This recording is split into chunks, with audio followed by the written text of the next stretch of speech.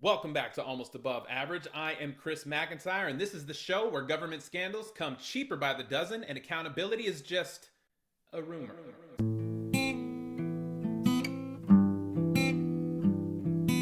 Today, the Tom Homan bribery scandal starring Trump's border czar, $50,000 in cash, and enough denials to make Nixon blush. If you're not worried, well, you're not paying attention. And if you are worried, grab a drink. The 50K bag man. So what did we learn?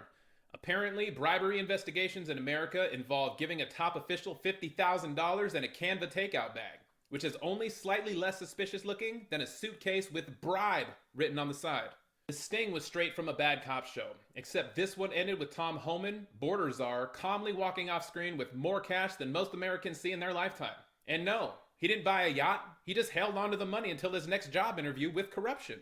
Investigate, incriminate, then chill.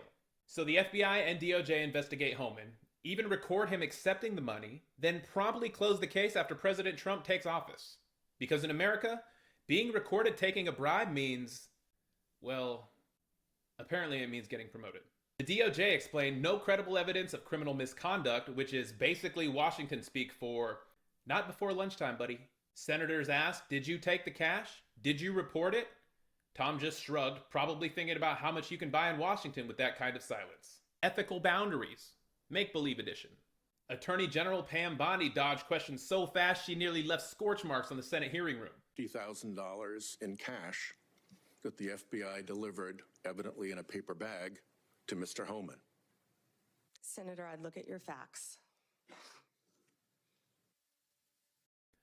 I will not be answering that.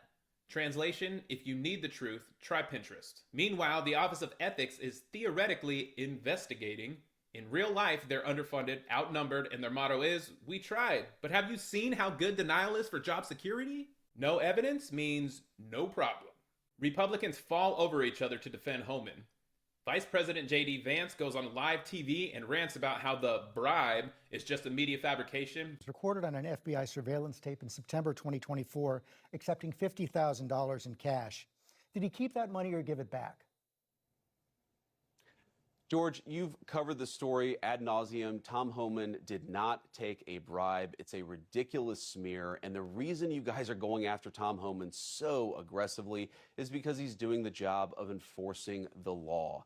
I think it's really preposterous. I know Tom. I think that he's a good man. He gets death threats. He gets attacked. He gets constantly threatened by people because he has the audacity to want to enforce the country's immigration laws. I think that it would be a much more interesting story about why is it that Tom Homan, who is simply enforcing Americans' immigration laws, is getting constantly harassed and threatened to the point of death threats. That's a much more interesting question that I think journalists should focus on. We can agree to disagree on that question. Well, wait, you said he didn't take a bribe, but I'm not sure you answered the question. Are you saying that he did not accept the $50,000? George, this story has been covered ad nauseum. He did not take a bribe. Did he accept $50,000? I'm sure that in the course of Tom Homan's life, he has been paid more than $50,000 for service. Then gets cut off so fast, the segment set a land speed record. It is a ludicrous accusation, he said before refusing to answer any real questions. It's become clear. If you're connected enough, accepting $50,000 is a zero-day vulnerability, not a crime. Step right up, get your cash and your new title in the administration. MAGA. The case of the missing buy money. Maybe the most American twist. The DOJ probably won't even try and recover the bribe money because, well, it's a hassle.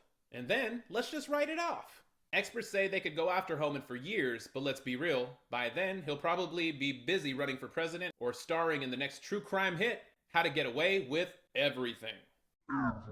The only thing faster than the DOJ's closing of the investigation is how little the public cares. There are lawsuits pending for the FBI to release the tape, but let's face it, the only thing less likely to get released is Congress's workout routine. Meanwhile, watchdogs say, look for a future administration to reopen the case. That's government speak for, we'll sweep it under the rug and replace the rug whenever needed. So that is today's saga. Tom Homan, $50,000 richer, numerous officials dodging basic questions, and the DOJ writing off taxpayer money like it's last week's fantasy football picks.